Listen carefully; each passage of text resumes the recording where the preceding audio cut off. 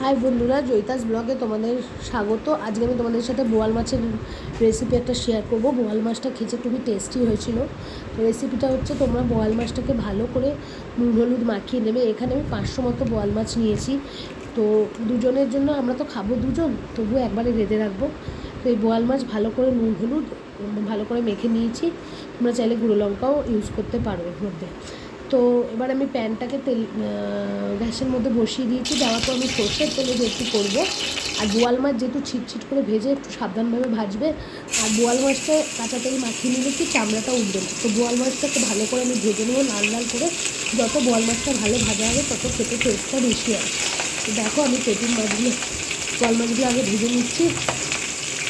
তো মাছগুলো খুব ভালো করে লাল করে ভাজতে হবে, একটু টকটকে লাল করে। তো এই মাছগুলো ভালো করে ভেজে নিচ্ছি সর্ষের তেলের মধ্যে। তোমরা চাও তো অন্য তেলেও ইউজ করতে পারো, কিন্তু সর্ষের তেলে টেস্টটা ভালো হয়। এবার দেখো, মাছগুলোকে আমি উল্টে পাল্টে নিচ্ছি। দেখছো কীভাবে উল্টে পাল্টে নিচ্ছি আমি মাছগুলোকে। তো মাছগুলোকে দুদিক যেন ভালোভাবে লাল করে ভাজা হয়। আমি এক হাতে ক্যামেরা ধরে করছি, এই জন্য একটু অসুবিধা হচ্ছে। তো তোমরা মাছগুলোকে ভালোভাবে লাল করে ভেজে নেবে। প্রত্যেকটা মাছ যদি ভালো ভাজা হয় তাহলেই সেটা সুন্দর টেস্ট হবে। তো মাছগুলোকে ভাজার পর আমি ঝোলটা রান্না করবো। তো মাছগুলো লাল করে ভেজে নিচ্ছি। দেখছি দুটি বেশ লাল লাল হচ্ছে। লাল করে ভাজার পর আমি মাছগুলো তুলে নেব। সব মাছটা করবো না, অল্প মাছ করবো, বাকিটা রেখে দেবো। তো এই দেখো, মাছগুলো আমি ভেজে তুলে নিচ্ছি ভালো করে। এবার আমি মাছটাকে ঝোল করবো। তো এই দেখো, মাছগুলো ভালো করে ভেজে আমি তুলে নিচ্ছি। তো এপিট ওপিট করে ভালো করে ভাজবে, গ্যাসটা আস্তে করে ভাজবে, কারণ বেশি জোরে হলে মাছগুলো পুড়ে যাবে, কিন্তু ভেতরটা কাঁচা থেকে যাবে।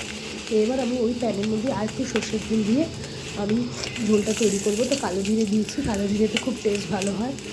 কালো জিরে দেওয়ার পর কালো জিরেটা যখন গন্ধ ছাড়বে এবং ক্র্যাকেল করবে, তারপরে আমি এর মধ্যে একসাথে পেঁয়াজ, টমেটো, কাঁচা লঙ্কা এই তিনটেই একসাথে কুচিয়ে দিয়ে দেবো। পেঁয়াজ, টমেটো, কাঁচা লঙ্কাগুলো গোটা গোটা দিয়েছি, কারণ ঝোলের মধ্যে সিদ্ধ হয়ে যাবে। তারপরে আমি এর মধ্যে একসাথে পেঁয়াজ আর টমেটো দিয়ে দিচ্ছি। পেঁয়াজ আর টমেটো একটু ঝিরিঝিরি করে কাটলে ভালো হবে। প্রথমে দেখতে একটু বড় বড় লাগবে, কিন্তু যেহেতু সাতলাবো ভালো করে পেঁয়াজটাকে আর টমেটোটাকে, পুরো গলে যাবে। তোমরা চাও তো বেটেও দিতে পারো, কিন্তু পেঁয়াজ আর টমেটো কুচিয়ে দিলে টেস্টটা বেশি ভালো হয়। তারপরে এর মধ্যে আমি হলুদ, পরিমাণ মতো হলুদ, নুন আর গুঁড়ো লঙ্কা দিয়ে দিচ্ছি। গুঁড়ো লঙ্কার পরিমাণটা বেশিও দিচ্ছি, কারণ একটু ঝালটা হবে না, যেহেতু কালারের জন্য একটু কালারটা ভালো হবে, কিন্তু ঝালটা অতটাও হবে না। তো ভালো করে এবার ওটাকে সাঁতলে দিচ্ছি। সাঁতলে দেওয়ার পরে এবার আমি এর মধ্যে জল দিচ্ছি, অল্প করে জল, যাতে মশলাটা পুড়ে না যায়। দেখো, এবার পেঁয়াজ আর টমেটো এবার ভালো করে ভাজা হয়ে গেছে। এবার আমি এর মধ্যে জল দিয়ে দিচ্ছি। তো এই দেখো, আমার মাছের ঝোলটা ভালো ফুটে গেছে। ওটার পরে এবার আমি ওর মধ্যে ভাজা মাছগুলো আস্তে আস্তে দিয়ে দিচ্ছি। তো এই রেসিপিটা খুবই তাড়াতাড়ি তৈরি হয়ে যায় এবং খেতেও খুব টেস্টি হয়। ঝোলটা তোমরা তোমাদের মতো রাখবে। যদি বেশি ভাত দিয়ে খাওয়ার হয়, একটু বেশি, যেরকম তোমরা পছন্দ করো সেরকম। আমি একটু কাই রেখেছিলাম, তোমাদের পছন্দ মতো তোমরা ঝোলটা রাখবে। তো দেখো, এরকম ঝোলও রাখতে পারো, নাহলে এরকম কাইও শুকিয়ে এরকম কাইও রাখতে পারো। তো আজকে এইটুকু, পরের ব্লগে আবার দেখা হবে।